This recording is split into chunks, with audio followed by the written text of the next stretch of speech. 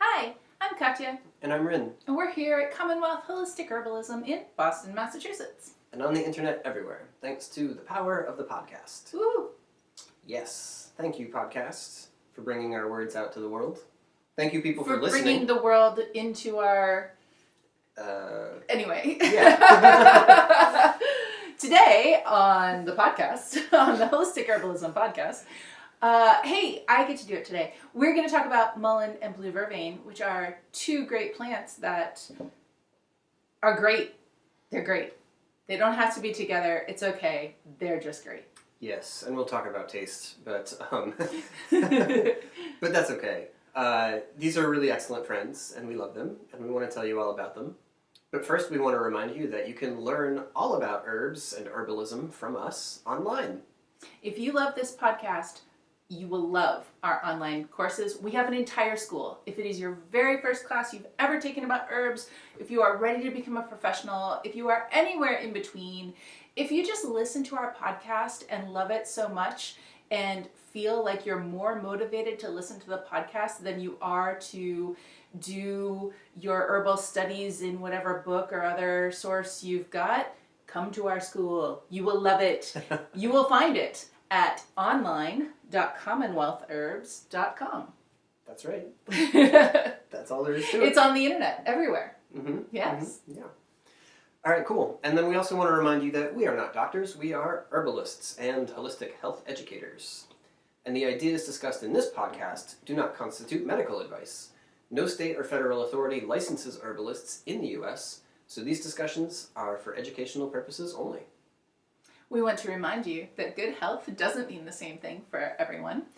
Good health is, wow, this isn't the part I normally say. It's really hard to say the part I don't normally say. Good health doesn't exist as an objective standard. It's influenced by your individual needs, experiences, and goals. So keep in mind that we're not attempting to present a single dogmatic right way that you should adhere to. Everyone's body is different, so the things we're talking about may or may not apply directly to you, but we hope they'll give you some new information to think about and some ideas to research and experiment with further. Finding your way to better health is both your right and your own personal responsibility. This doesn't mean you're alone on the journey, and it doesn't mean that you're to blame for your current state of health. It does mean that the final decision when you're considering any course of action, whether it's discussed on the internet or prescribed by a physician, that is always your choice to make. Yes. All right, we did it. We did it. That was a little different, but we did it. It's because I got a little distracted. Because I was thinking about when we were talking about come to our herb school. When I was just saying come to our herb school, I was thinking about the newsletter that I sent out today. I send out a newsletter, in theory, every Monday. Sometimes it happens on Tuesday, but usually it's Mondays. And it's like, sometimes I do little series, or sometimes it's just whatever I'm thinking about right at the moment. And right now, because, I don't know when you're listening to this, but we are saying these words on January 8th. Of 2024. So it's in that window of like people making resolutions and getting organized for the new year and stuff like that. And I've been writing about learning herbalism more easily and not putting a lot of pressure on yourself to make your studies of herbalism look like some kind of traditional school situation where you've got flashcards and 10 piles of notes. Not that there's anything wrong with flashcards or taking notes. Those are great things if they help you, but that if you're really busy, or if you are busy like several days in a row, that can really throw off your study schedule and make it hard to make progress.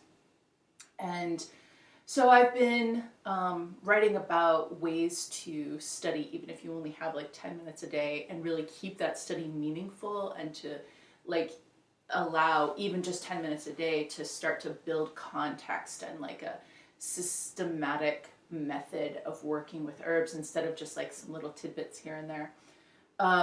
And so if you want that and all the other stuff that I write in the newsletters every week, then sign up for the newsletters at our website, commonwealthherbs.com. But the thing that I was really getting at here was that you know, a lot of people do write and say, like, it's hard for me to focus. I'm enrolled in this course somewhere and it's not like really suiting my learning style. And I really am grateful for the podcast because it speaks to me in ways that are easy to understand, whatever. And I was just thinking about how if you are in that boat and you're like trying to make resolutions for yourself for this new year, because I don't know, I maybe should have saved all this for Blue Vervain because this is going to be so relevant to Blue Vervain. We're going to get there, but just to like let the pressure off yourself, not to feel like you have to bang your head against something that isn't working for you, or that your studies have to look a certain way to be valid, or you know, all that pressure that we just put on ourselves, and just allow yourself to just listen to some stuff and feel good about that. Just feel good about getting some herbs in your day. That's what I'm trying to say.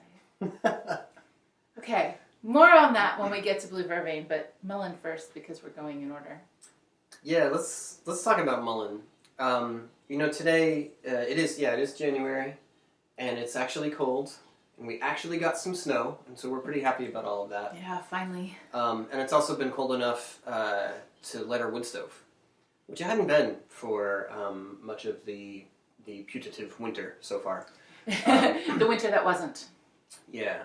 So we've been enjoying that for the last couple days, and noticing the immediate impact that had on humidity levels in our house. Mm-hmm. And, you know, this is something we've been paying a lot of attention to as we've been thinking more in the last few years about air quality, indoor in particular, and how to maintain that, and what kind of filters are going to be best, and what effects managing humidity levels is going to have on the quality of the air that we breathe.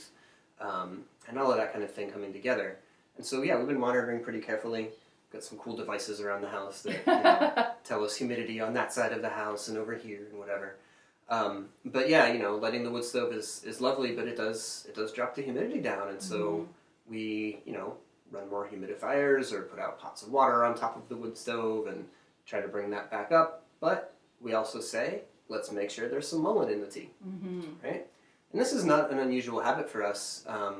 We haven't always lived in places with a wood stove in it, but we've lived in lots of places with forced hot air heating or with electric baseboard heaters, which both also can really drastically dry out the air inside your living space. Basically, whatever kind of heating system you have, it's going to dry out the air because heat dries things, you know, like it just does. It just dries, like it causes water to evaporate out of whatever, and so it just like it's just gonna dry your house out. And so even if you live in a really damp climate, I'm thinking about a place where it like just rains all the time or whatever. If you've got the heat on inside your house, yeah, it might be humid outside, but it is dry inside. And if you are spending most of your time inside, then that's the environment that you're in, even though outside it is not the same. You know, like these human-created environments that we've made for ourselves. Yeah. So mullein is relevant here because mullein helps to keep your respiratory system, your respiratory tract, hydrated and keep fluid moving to it and towards it and up to those mucous membranes. So that's your lungs, of course, but also your sinuses and your airway, right? And places where you might feel dryness or you might notice it. Like if you start turning on the heat in the winter and after a while you start waking up with a nosebleed, right? Or just getting that in the like in just the a course little of your day. bit of a yeah. Yeah. Or you feel it, even maybe it you didn't wake up and blow your nose and have a little bit of blood in your handkerchief, but you just feel like you could, you know, like you have that kind of raw, broken feeling on the inside of your nose. Yeah. Yeah. So this is a place where mullein can be really, really helpful. And so yeah, that might be about winter heating. You know, it might be if somebody's a smoker. It might be, and it unfortunately often is, when we're dealing with wildfire smoke. If that's, you know, the fire itself is near to you, or just the smoke is, you know, traveling the airways and coming through your region. These are all increasingly common experiences, for people today. So, mullein is a plant we've discussed before. We did a podcast a while back, number 168, about climate change and about fires and about smoke. And mullein was a real standout herb that we discussed in that episode. Yeah, so we'll put a link to that in the notes, and you can check that one out too if you're interested in this topic. I have been really looking forward to talking about mullein because whenever we talk about mullein, and I think this is probably true for most herbalists, when we talk about mullein, we talk about it as being moistening. But today, and like you just did that whole lovely intro about it being moistening. Moistening to the respiratory system. Right. Specifically, right? Specifically to the respiratory system. And so today I really want to focus on mullein as a drying herb. And you can't focus on that by itself. Like the moistening actions of mullein and the drying actions of mullein are the same thing. You can't have one without the other. And I also think that's wicked cool. But so let me say a little bit about what I mean there, which is that, and I'm gonna talk mostly from the perspective of the leaf right now, or from the perspective of working with the leaf. We can get nitty gritty about the flower and the root, but let's talk specifically about the leaf because that's what most people are working with most of the time. That it is not moistening to the respiratory system because it's like marshmallow root and it is just so packed full of like gloppy, goopy polysaccharides that it's just bringing this like slimy goop into your body and lotioning you up from the inside. Yeah, or even your body reacts to that coming in and it's like, wow, I'm going to get hydrated. This is great. I can release some reserves to the lungs and other mucous membranes and allow them to get a little slimy. Yeah, if you, like, even if you just touch a mullein leaf, it is not emollient. It is not, you don't feel like, I feel moisturized just looking at this leaf. Like, that's just not what's going on.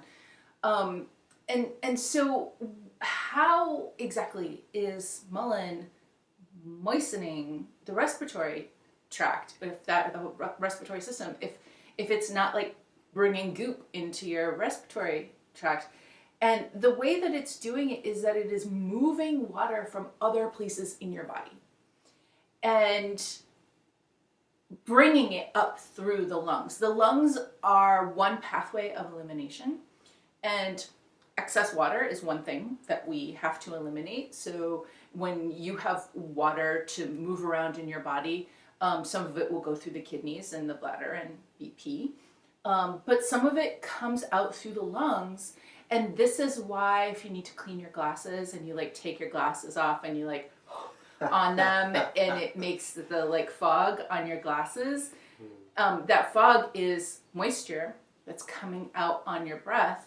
And it is being excreted from your body through the lungs. Yeah.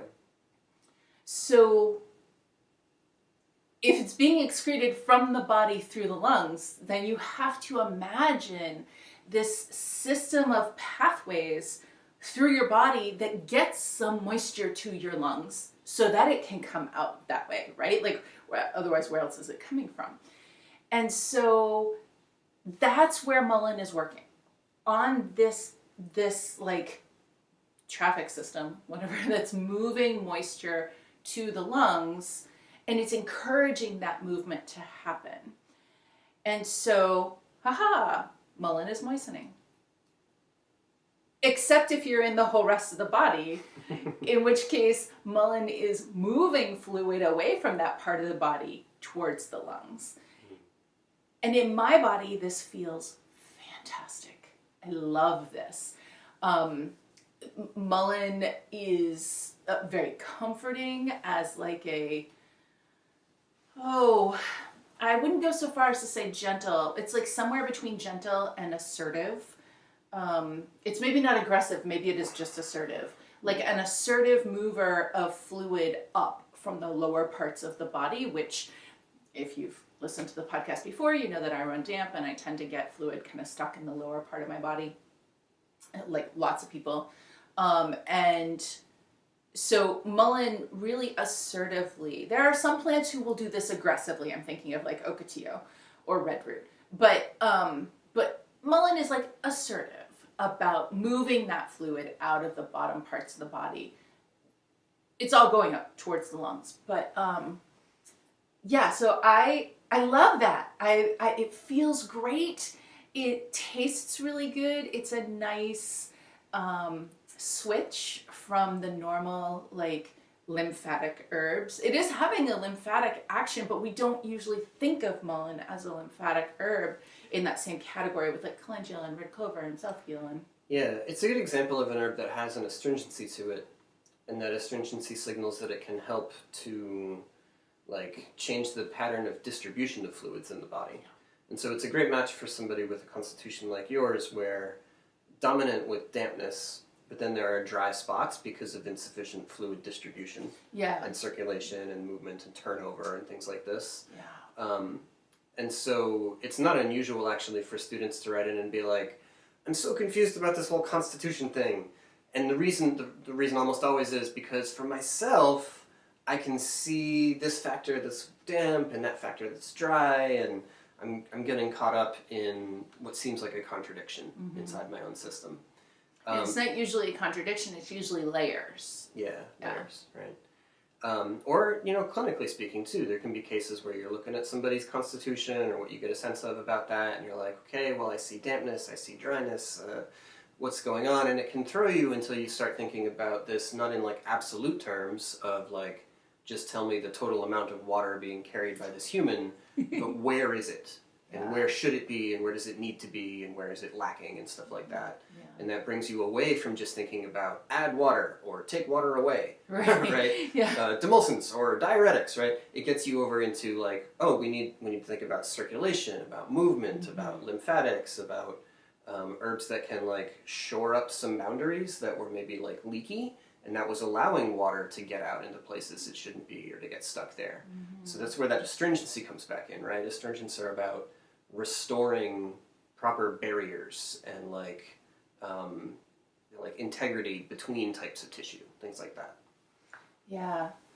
I just think it's so funny because I don't think there's a single herb resource like book or website or whatever that you could go to and get a list of like fluid movers or lymphatic stimulants or even circulatory stimulants or like any of that stuff and have mullein show up on the list. I really don't think that would ever happen, and yet it's there though, right? It really is doing that work. We think of it at best we think of it as a mechanism of action. We don't even think of it as like an action on its own. We just think of it as the mechanism by which the action of moistening the lungs happens. And by we think of it there, I mean like the sort of herbal community in this time, in this place, like the herbal zeitgeist, I don't know, whatever. But I don't know. I think maybe it's time to start thinking of the mechanism as an action. That's what I think. Yeah, nice. You had kind of gestured toward the root earlier, and you were saying, all right, well, let's focus on the leaf right here. It's what we tend to work with more often, especially if you're going to make a cup of tea, and you're going to infuse that, and maybe you've got some other respiratory focused herbs in there. Like today, my tea has mullein in it, but also a bunch of monarda and thyme, and then a bit of fennel.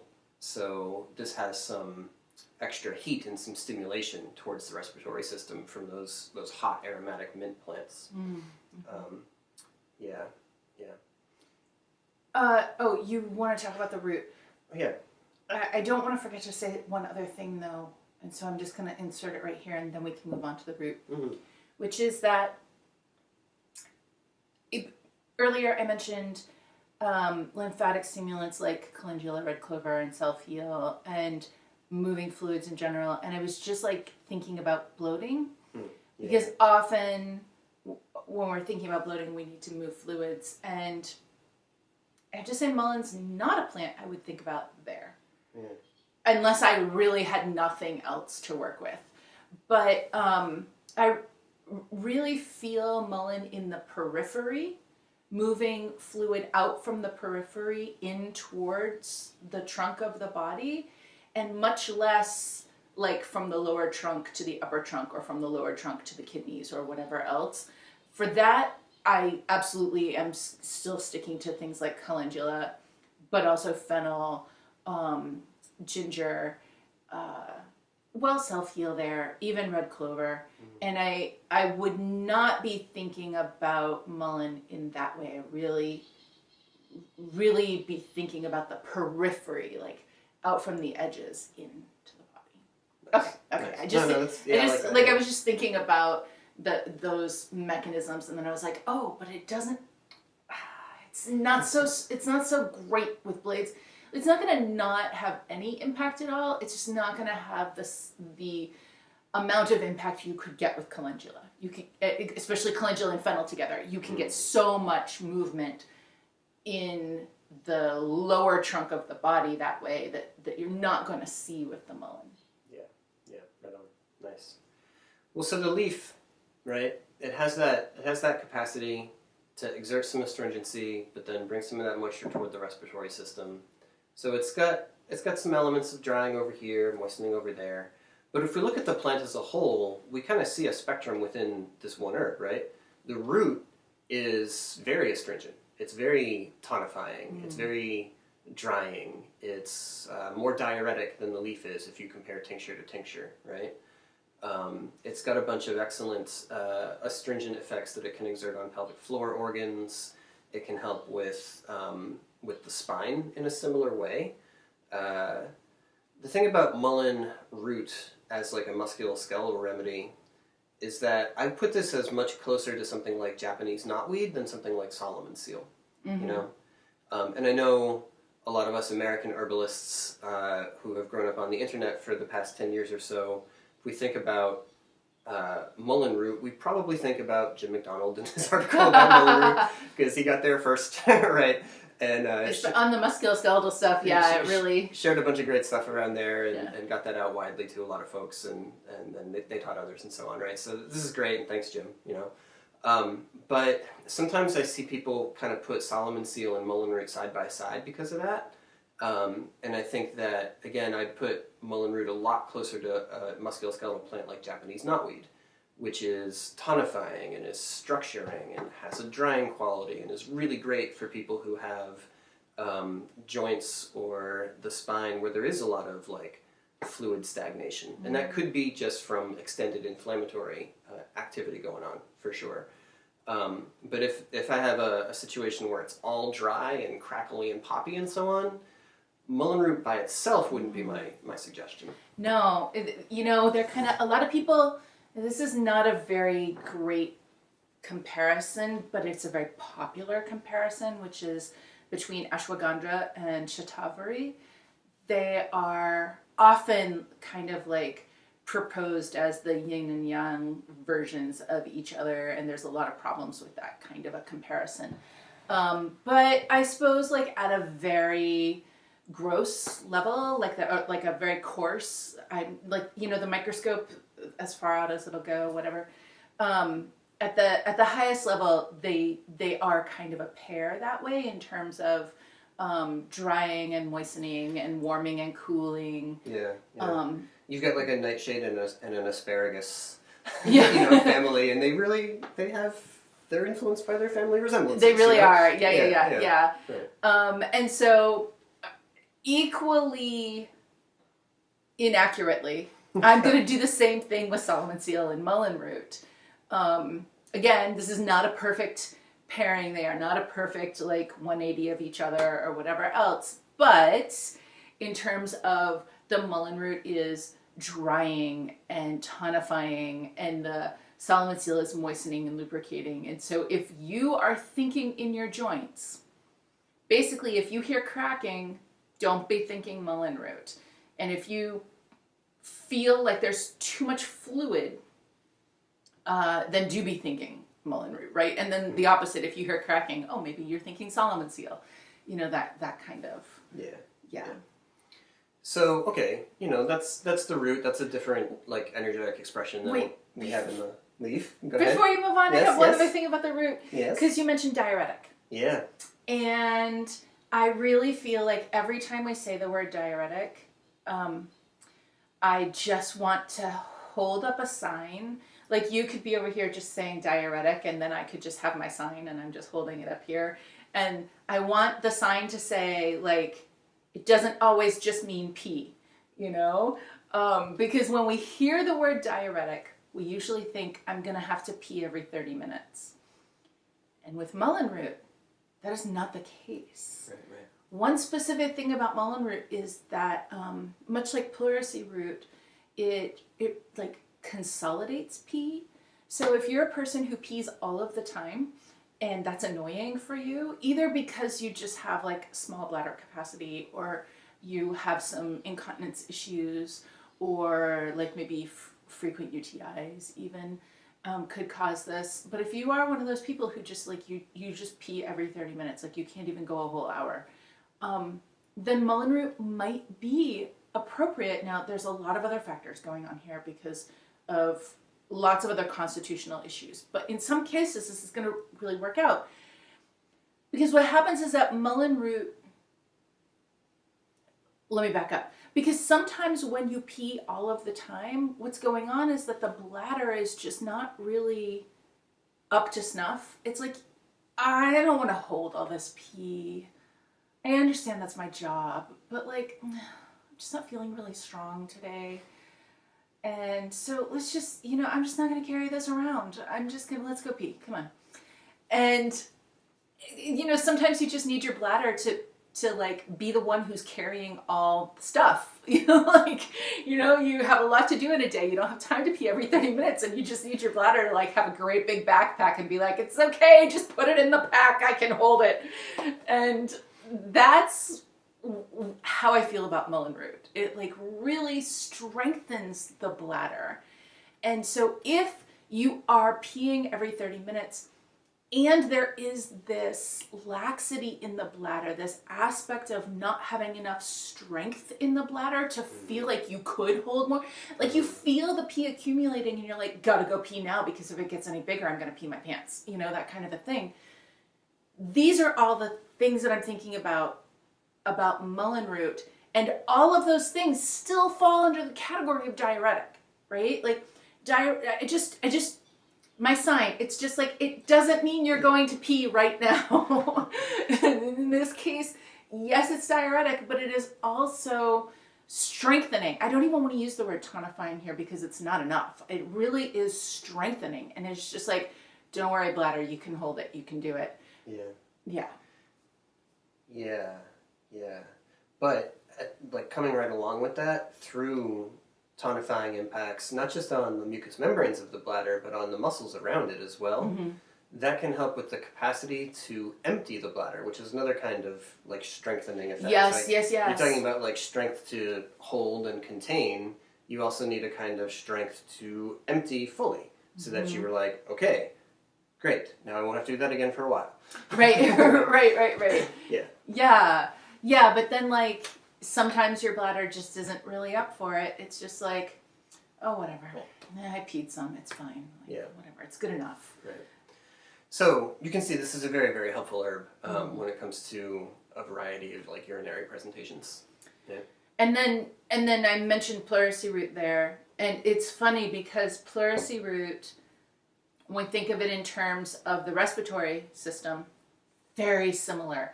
It's super moistening and lubricating for the lungs, and specifically the pleura, the sac that holds the lungs.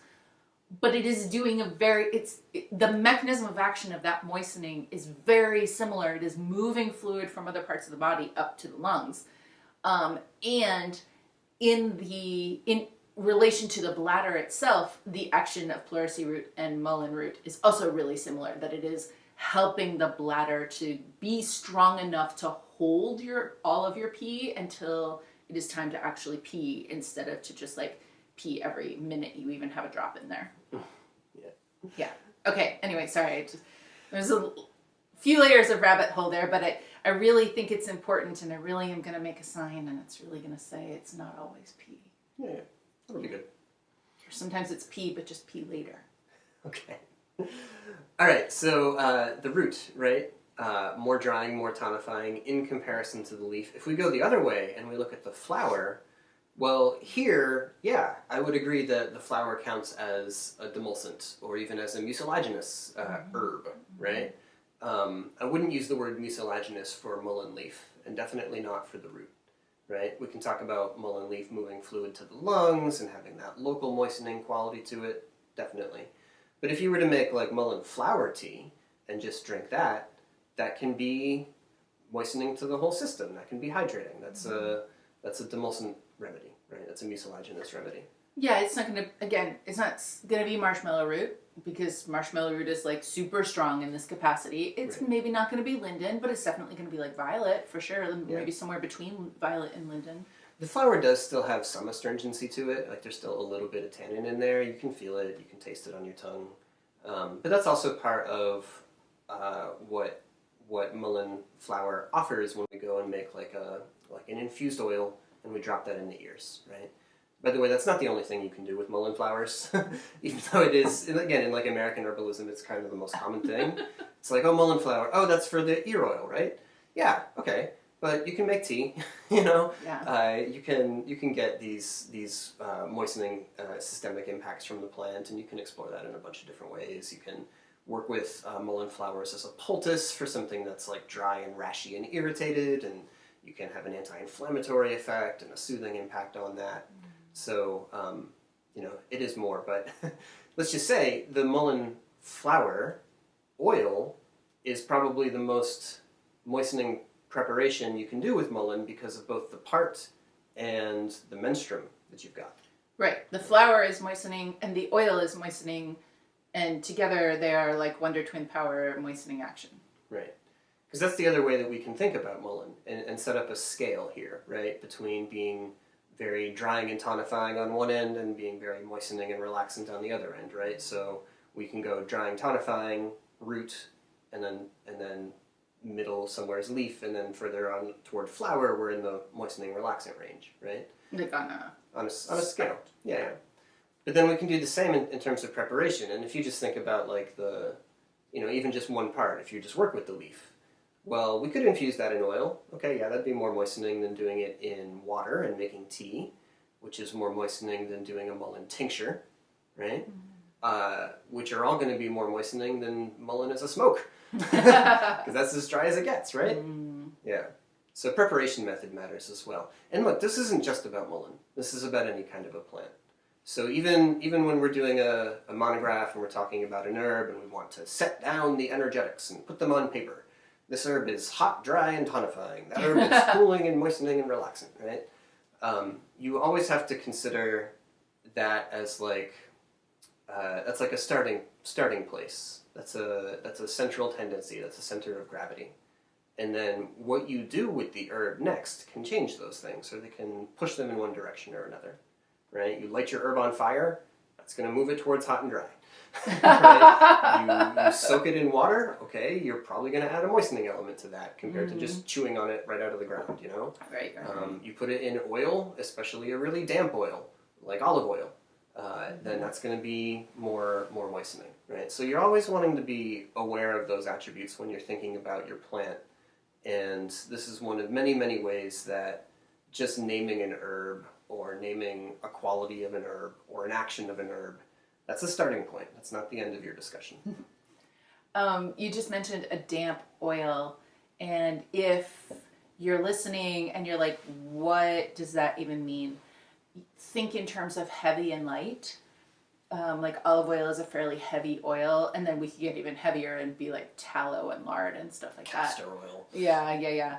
And then you think about a light oil like safflower oil or almond oil. Yeah.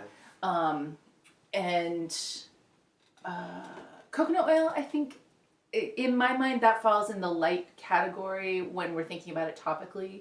And so we can also use damp and dry on that same, like you could, the words are, when we're describing oils, they can be kind of interchangeable. A heavy oil, a damp oil, a more moistening oil, and then like a light oil, a sort of drying oil, or an oil that is not moistening.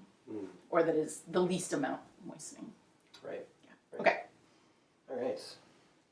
So, shall we move on to blue vervain? Vervain. Let's do it. Let's talk about vervain. Yes. All right.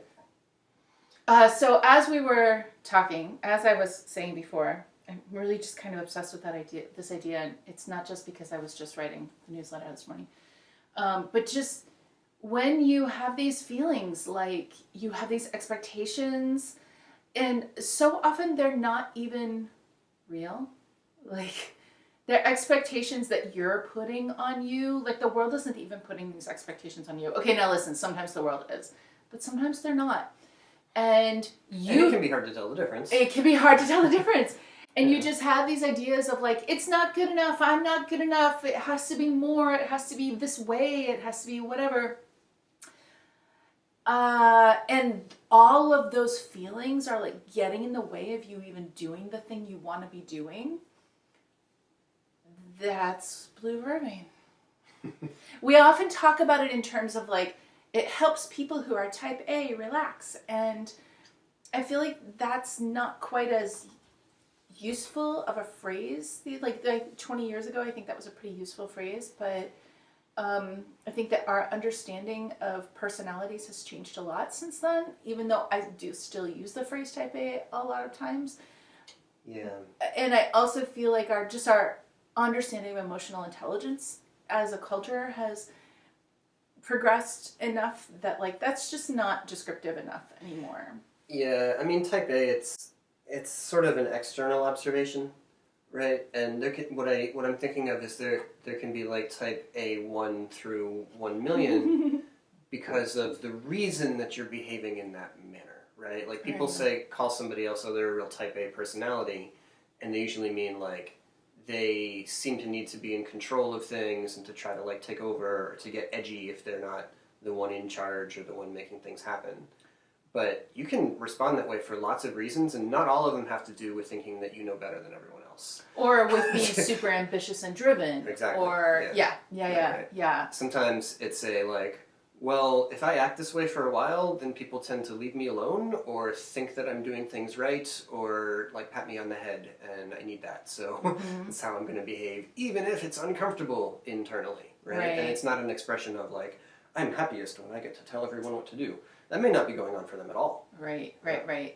Or it might be, I have experienced so much trauma in my life, and these types of trauma were all around control being taken from me. Like, not excess control, just basic everyday autonomy being taken from me. And so now, as a self-protective mechanism, I feel most comfortable when I am in more control than I probably need, because that's compensating or comforting after traumatic experiences where I had less control than I should have had.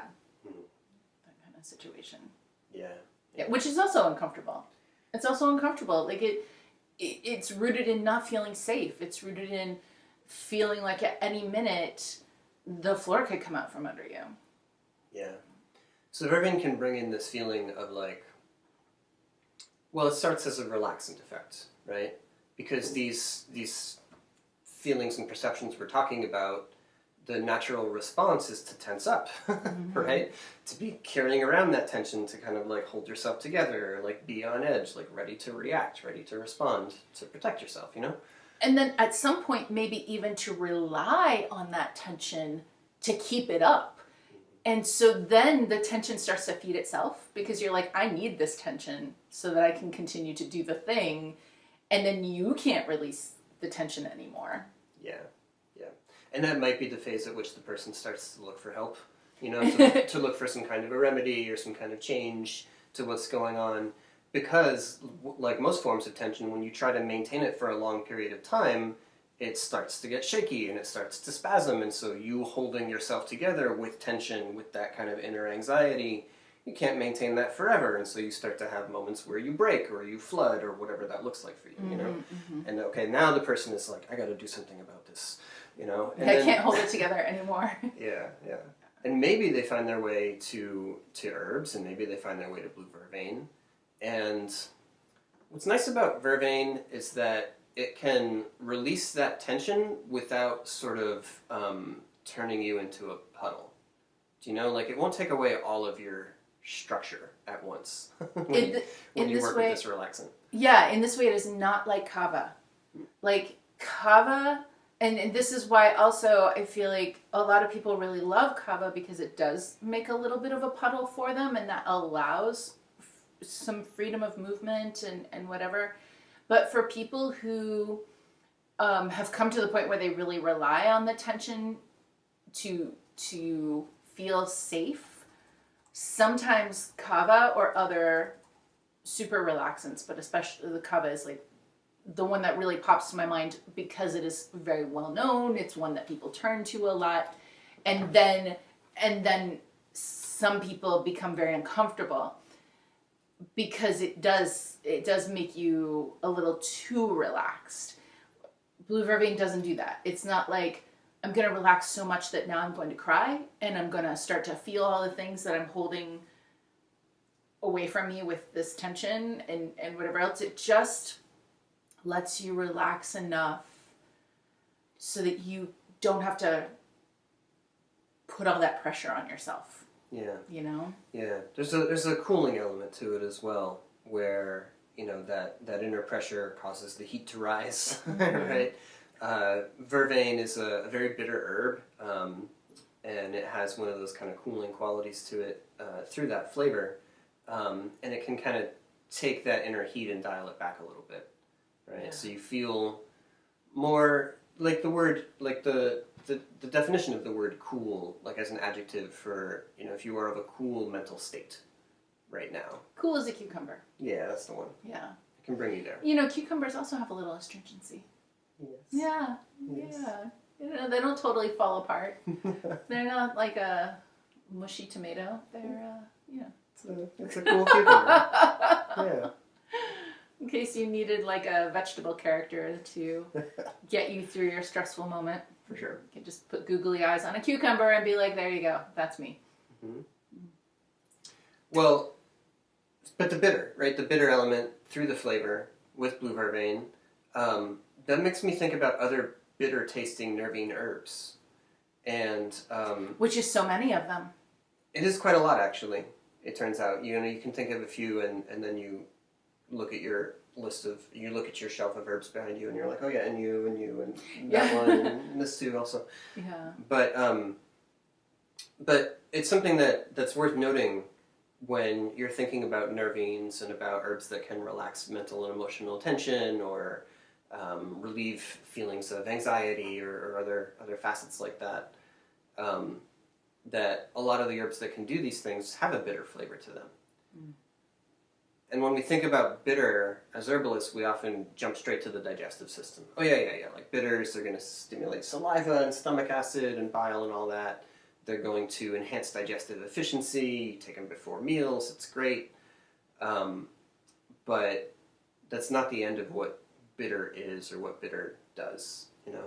And both from the lens of traditional medicine, where we can see like a range of bitter nervine plants as like an affinity group, you know, a set of herbs that hang out together, right? In various types of practice and different traditions and over time and all that. But then from the modern world as well, we can look at like modern research on bitter taste receptors and bitter tasting chemistry, right? Types of plant constituents that have bitter flavors and what kinds of predictable effects do they have on the body, and not all of them are digestive in nature. Of course, a lot are, yeah. But there's also effects on like nerve activation rates and coordination of hormonal signals and all kinds of other cool stuff going on with these. I feel like it's actually kind of impossible to tease it apart. Yeah. Because these things like exist in a connected circle immediately, right? So I think that the phrase rest and digest could actually be really helpful in understanding the circle here. Mm-hmm. Because if like your body is always taking in the environment and responding to it. And so when stressful things are happening in the environment, your stress levels are rising. But even just like if you start to just make yourself hyperventilate a little bit or or kind of like hold your breath and clamp everything down as if you were experiencing tension. Your brain is not feeling tension, your emotions are not, but you're just putting your body physically in the space of tension. After a minute, not an actual 60 seconds, I don't know how long it takes, but it actually doesn't take very long. Your body starts to say, hey, I'm in stress pose. I'm in stress activity. I guess I better get everything ready because I must be in a stressful situation. And so then you start having these feedback responses of changing all the hormone levels so that your body can deal with the stress that it assumes you must be about to experience, because your body is experiencing physical stress behavior or physical stress postures. The opposite, when we think about rest and digest, like, oh, I'm just chilling out. I guess everything must be fine. Oh, I'm just chilling out and it's time for a nice meal. Oh, I'm just feeling like it's time for a fun whatever. And that also is giving feedback. So we take bitters, they prepare the digestive system for food. We have the gastric juices happening. We have all of the, triggering mechanisms in the giant Rube Goldberg machine of the digestive system, all starting to happen, and like all the little balls are going down the ramps and hitting the bell and triggering the next thing, and like just imagine some fun Rube Goldberg machine in your brain. Yeah. And so the body is saying, oh, okay, digestion is getting ready to happen. I guess everything's fine. We wouldn't be eating if we were stressed out, would we? Would we? And so it's like that meme with the Star Wars, whatever. Yeah. Okay. And so it's also like that whole circle, and then so all of this is like a giant chicken and egg thing. Which came first? The relaxation of the vagus nerve that then said, okay, it's time for me to eat. That then said, okay, it's whatever. Or did the message about eating come, and then the vagus nerve relaxed and then my body relaxed, or then did my body relax and then my vagus nerve relaxed, and it all happened, like all these things they are kicking each other off, and they are simultaneous. Like they're all the chicken, they're all the egg, right, is what I'm trying to say. Yeah, if you want magic words, you could say that bitter nervines like blue vervain, they help you to receive and transform, right? And that's true for your food, and that's true for the things that are happening around you that are like getting you amped up and getting you tight, and that you're in that moment of that kind of stress response that you're rejecting, and you're like not ready to take that in right now. I don't want your opinion. I'm going to do it my way. But with this influence in you, you're like, all right, I hear what you have to say. Maybe I keep some of it. Maybe I just don't need that part, but I can continue on, and it's not going to be a problem. Receive and transform. Yeah. I actually really like that phrasing, because all your examples were kind of outward examples, but when you said receive, it was very inward to me. It was very like, oh, I could receive compassion for myself. Oh, I could receive love for myself. Oh, I could stop telling myself that I don't deserve those things. Oh, I could allow myself to have a little kindness towards myself. So I don't know if that's just a mechanism of like how I've been feeling about me lately versus how you've been feeling about I don't know what, but but that is what came to mind first when you said receive. And I also feel like, when I'm turning to blue vervain, it is so often because of the pressure that I'm putting on myself. It is so often because I think that I need to be a certain way. Like whatever it is I'm doing, it has to be the best. Whatever it is I'm doing, it has to be a certain thing. It has to look a certain way. It has to have a certain quality. Gold star, top of the class. All the gold stars, every one of the gold stars. Yeah. And so often, so I have a bottle of blue vervain tincture next to my harp so when I practice, because that happens a lot when I am playing music, that I'm like, it needs to be performance quality to be good. The first time. Yeah, and it needs to be performance quality to validate the use of my time to practice. Mm-hmm. And not like the joy of like playing some music even if it wasn't perfect. Oh no, not for me. Like it's like, well, in order to justify that I have taken time to practice, it needs to be like whatever. And so that's why there's blue vervain next to the harp because that it deprograms all those things and just says, I just do this to relax a little bit and because it's good for humans to make music. Like if I don't play anything right at all today, that doesn't actually matter. It's just joyous to make music. And so when you feel like whatever it is that you're doing should be joyous, but you can't allow it to be because of the pressure that you're putting on yourself, that's when I'm thinking about blue vervain. Yeah. But do compare vervain with other bitter nervine plants like motherwort. When we did our motherwort episode a while back, I know that we referred forward to blue vervain because the two of them, I feel like they're the closest in terms of flavor and in activity as nervines. I think those two are very, very similar. They make an excellent pair. But also you get bitterness from mugwort, from, don't forget, St. John's wort, right? Angelica is one of our favorite nervines in this establishment. Feverfew has a bitterness to it. Maybe the astringency is the most dominant thing with feverfew, but there's a bitterness in there. No, I think there's quite a bit of bitter. Yeah, and it's a cold bitter. Yeah. Right. And then less bitter, but it's there, and you, with an herbalist's palate, you can taste for it, right? You can find bitterness in betony and in skullcap and a lot of other ones too. So, look for that. Try to consider that connection if you haven't before, or consider it again if you already have, because that's always worth doing as an herbalist. And then think about these as pairs. Like, when you pair blue vervain with each one of those herbs, how does it shift the actions of the vervain, right? Yeah. Yarrow. Oh, right, yarrow, absolutely. Vervain and yarrow together? That's really different from vervain and mugwort. Yeah. Yes. So that is like a thought experiment that can keep you busy for the rest of the day for sure.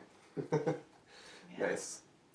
But these things we were talking about with the effects of blue vervain as a nervine, the effects of blue vervain as a bitter nervine specifically, that all kind of answers the question for why do you have this plant in your winter elixir, in your elderberry syrup?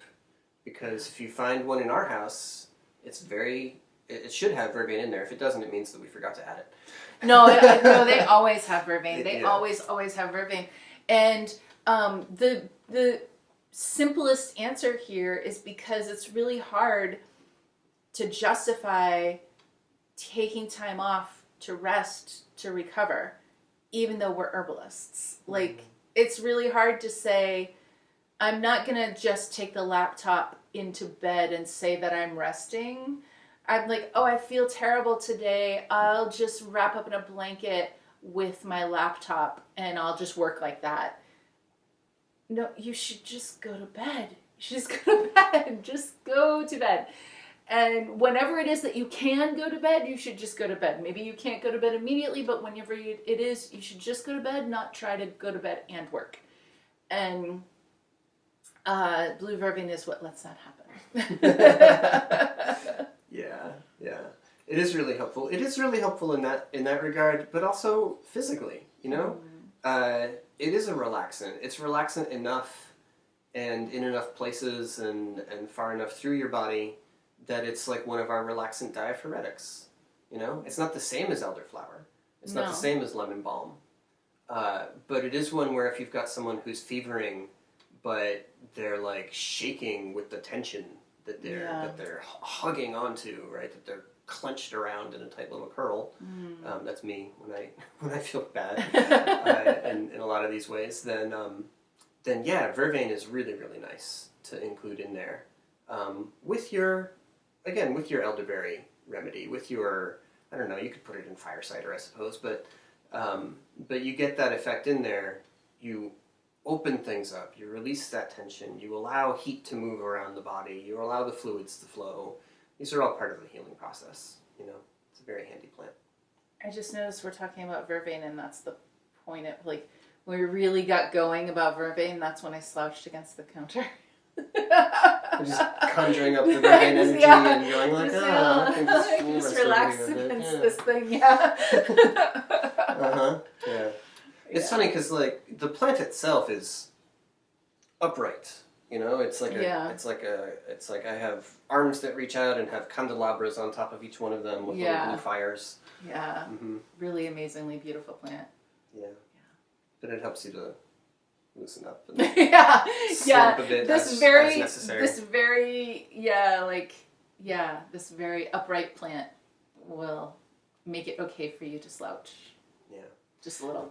But I mean, it is a really standout example of a general effect again, which is that when you're preparing a remedy for someone who's having a fever, who's having coughing and sneezing and, you know, sinus stuff and all this respiratory infection, you know, acute illness, symptoms going on, aches and pain and insomnia and everything all together, don't be like, oh, what I have to do is kill virus to make this person feel better. Yeah. And that's the extent of my job. So elderberry is going to do the trick. Elderberry and garlic. There we go. We're going to solve all your problems, right? Yes, okay, we want to fight virus. We want to wake up the immune system. We want to do all those things. But at the same time, how is the person's mind in these moments, right? Yeah. If we believe in a holistic approach to health and to the universe at large, and we believe that your mind and your body are not separate from each other, then something that helps your mind to feel calmer while you're having your flu or your acute COVID or your whatever else going on, that's just as important of a remedy. Yes. Yeah. Yes. All right. Aww. So those are Vervain thoughts for you. And on our way out, why don't we just advertise our cold and flu course? Which really, at this point, we've thought about changing the name several times over years. Like, well, should we just call it cold and flu and COVID now? Should we call it winter respiratory infections? Because this could also get you some help for things like RSV and even whooping cough and so on, right? Like, when you're dealing with the acute phase of an illness that got into your body through your respiratory system. Acute respiratory illness. Yeah. Yeah, like something like that, yeah. This material is also included in the whole respiratory health course. Mm-hmm. So if you take the cold and flu course, there's a coupon at the end of it that will deduct the $25 for that course off the cost of the respiratory health course if you want to like upgrade. Yeah. But all of the acute stuff is in there. So dealing with the fever, dealing with the crazy runny nose, or the opposite, the like totally congested nose, dealing with pain in the ears, with like, oh, my eyes are running because my cold is like coming out my eyes, you know, like whatever. All of those things. Yeah. As well as like getting restorative sleep while you're feeling sick like that, right? Super critical part of the job. And then rebuilding your immune reserves, right? Directly afterwards, and then for the long haul also.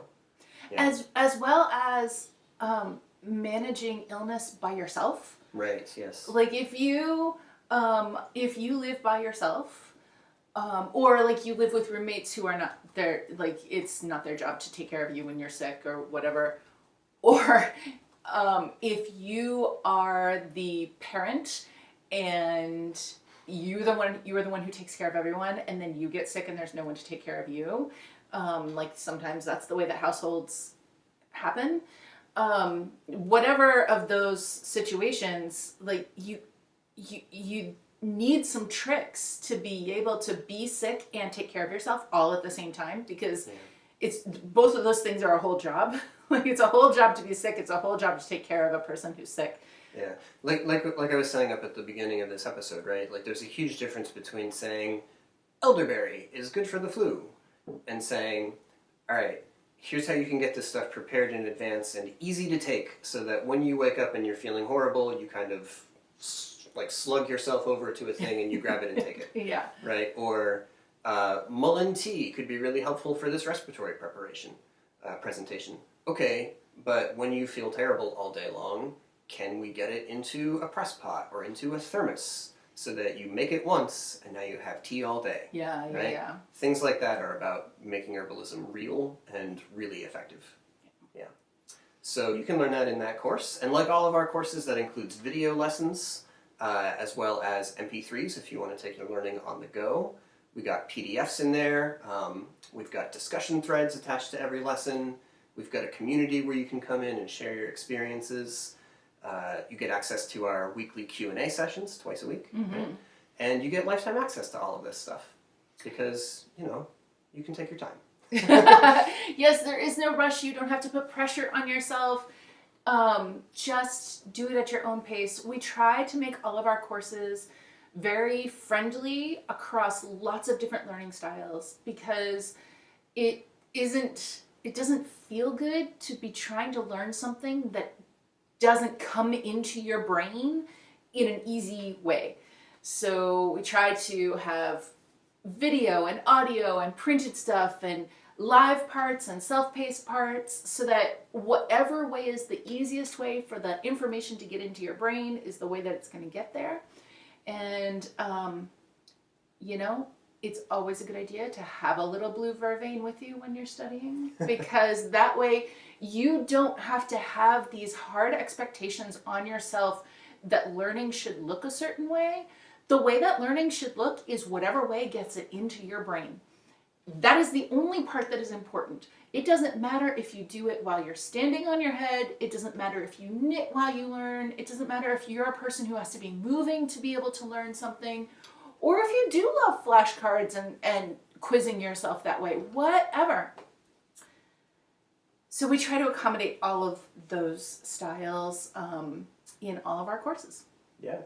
So you can find Cold and Flu as well as all of our other courses at online.commonwealthherbs.com. Mm-hmm. All right. We've been mulling over our Vervain today. Yes. That's pretty good. So we'll be back with some more Holistic Herbalism podcast soon. Until then, take care of yourselves. Take care of each other. Drink some tea. He always wants us to say it together, but I can't do it, so I'll just say it afterwards. Drink some tea. Drink some tea. Everybody drink some tea. And mull your verve. Mull your verb. Bye, everybody. Bye.